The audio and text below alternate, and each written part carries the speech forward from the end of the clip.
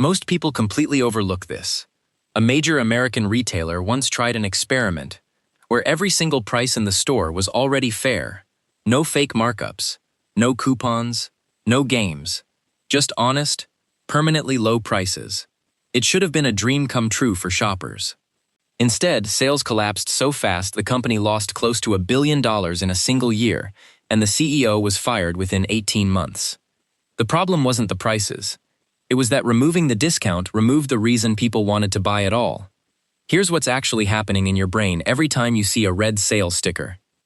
This matters because discounting isn't just a sales tactic, it's one of the most carefully engineered psychological systems in modern retail, built on decades of published behavioral research, and it works on genuinely intelligent, financially responsible people, not just impulsive shoppers.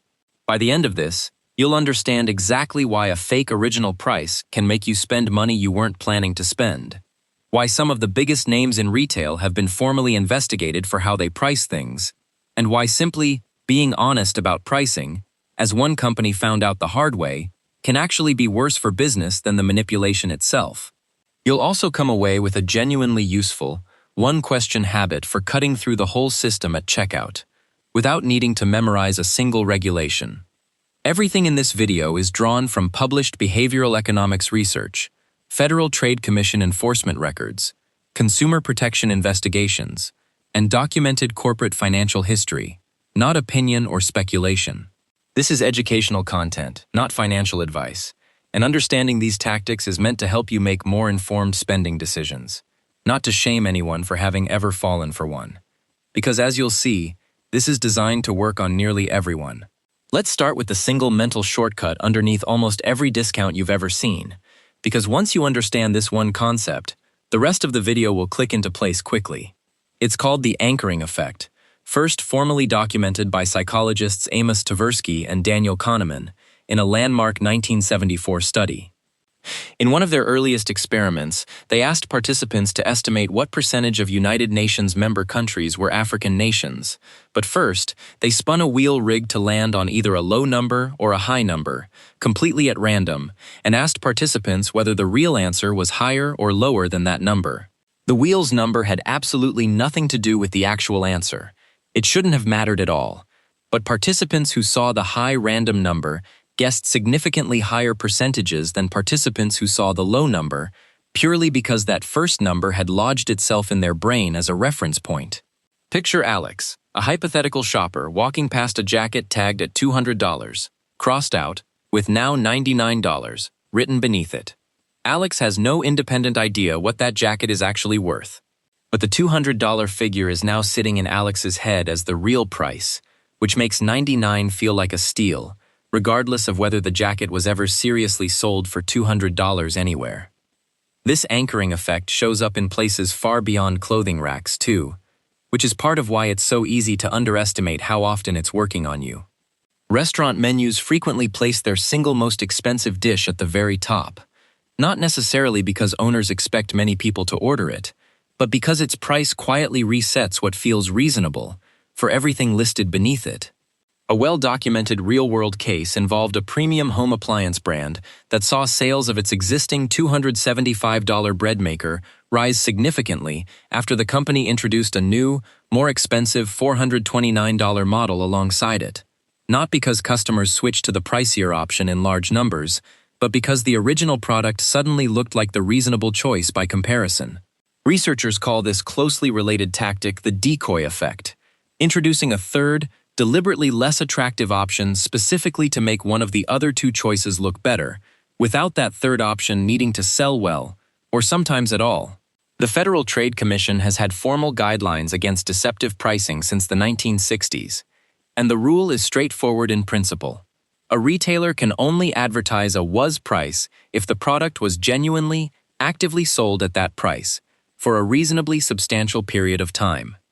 The FTC's own historical example describes a retailer whose actual cost for a product is $5, with a genuine regular retail price of $7.50. To manufacture a fake bargain, that retailer briefly lists the item at $10, sells almost nothing at that price, then cuts it back down to $7.50 and advertises it as a savings, even though $7.50 was the real price all along. This is not a hypothetical scenario dreamed up for a textbook. A 2026 investigation by a nonprofit consumer research group tracked 25 major retailers over 6 months and found that discounts at most of them were essentially continuous, meaning the regular price on the tag was rarely, if ever, the price actually charged. The report specifically named several well-known chains, including Gap, Wayfair, and Dick's Sporting Goods, among the most frequent users of this pattern. In one documented case, a shirt marked 40% off a listed price of $149 actually had a lower manufacturer's suggested retail price to begin with, meaning the true discount, calculated honestly, would have been noticeably smaller than advertised. A consumer watchdog organization studied 1,000 products on a major online retailer and found that the platform's advertised prices were, in the group's own words, at least as deceptive as the list prices they had previously replaced after facing criticism. 38% of the reference prices examined were higher than any price the retailer had actually charged for that product in its own recorded sales history, meaning the discount being advertised wasn't just exaggerated. In over a third of cases, the comparison price appeared to be entirely fabricated. That study reportedly contributed to a formal Federal Trade Commission inquiry into the company's pricing practices. Understanding this leads to an uncomfortable but important distinction. None of this requires a shopper to be careless or gullible. Even professional retail analysts, reviewing prices side by side with full access to historical data, have struggled to catch these patterns without dedicated investigation, which tells you something important about how deeply embedded this tactic has become in ordinary retail operations.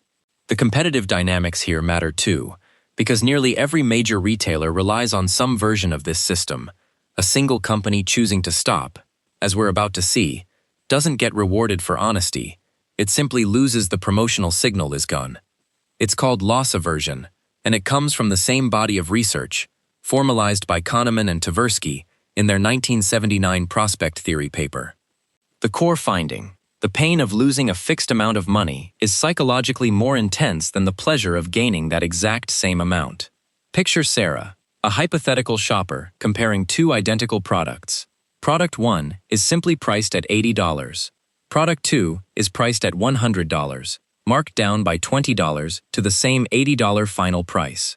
Despite costing Sarah the exact same amount of money, research in pricing psychology consistently shows the second framing feels meaningfully more rewarding, because it isn't just registering as a purchase, it's registering as a gain, $20 saved, layered on top of the purchase itself.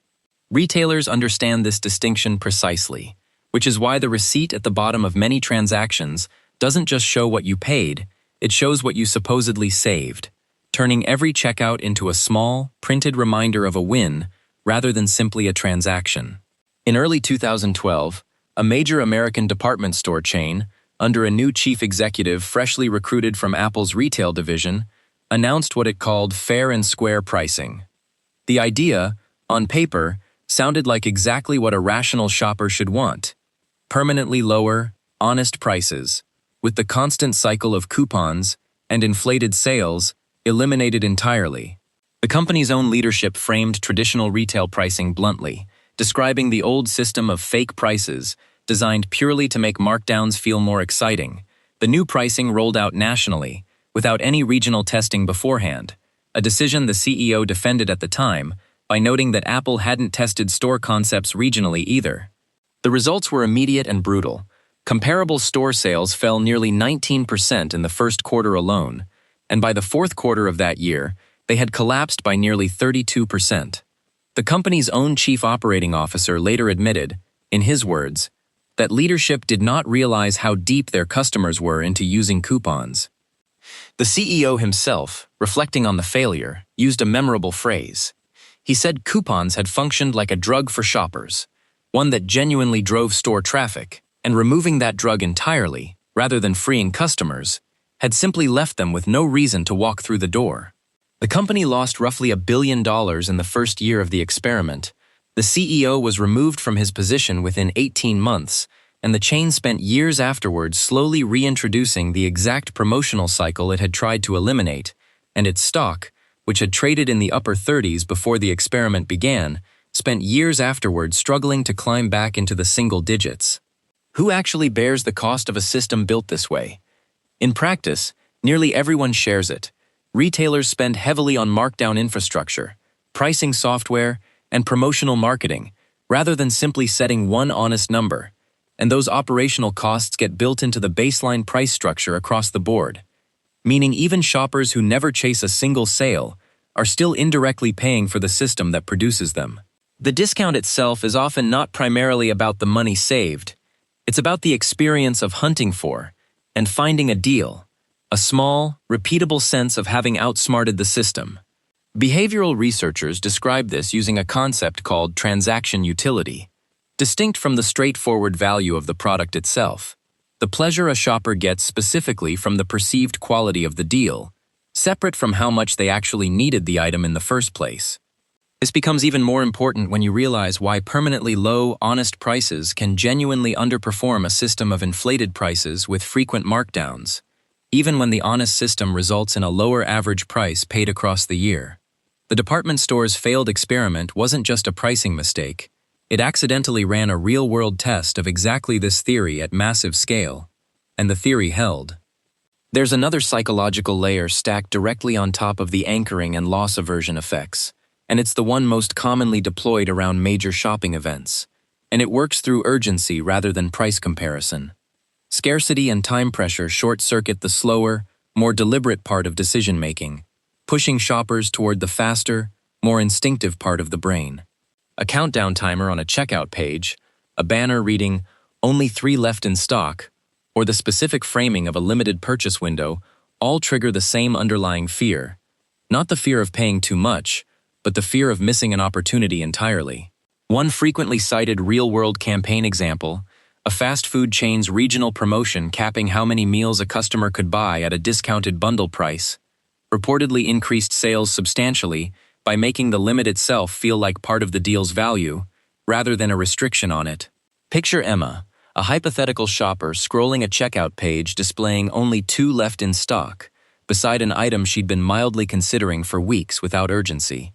That single line doesn't provide any new information about the product's quality or price, but it reframes the decision from, "Should I buy this?" to, "Will I lose the chance to buy this?" A subtly different question that tends to produce faster, less deliberated purchases. So what's the actual lesson underneath all of this? It isn't that discounts are inherently dishonest, or that every markdown you've ever taken advantage of was a manipulation. It's that the emotional charge you feel from a deal and the actual value of that deal are two separate things that retailers have learned, over decades of research, to deliberately blur together. The department store that tried to strip away the emotional layer entirely didn't fail because honest pricing is bad for consumers. It failed because it removed a psychological experience people had come to expect and, in a strange way, enjoy. The most useful habit you can build from understanding this isn't avoiding sales altogether, it's asking one simple question before checkout. Would I want this, at this exact price, if there were no crossed-out number next to it at all?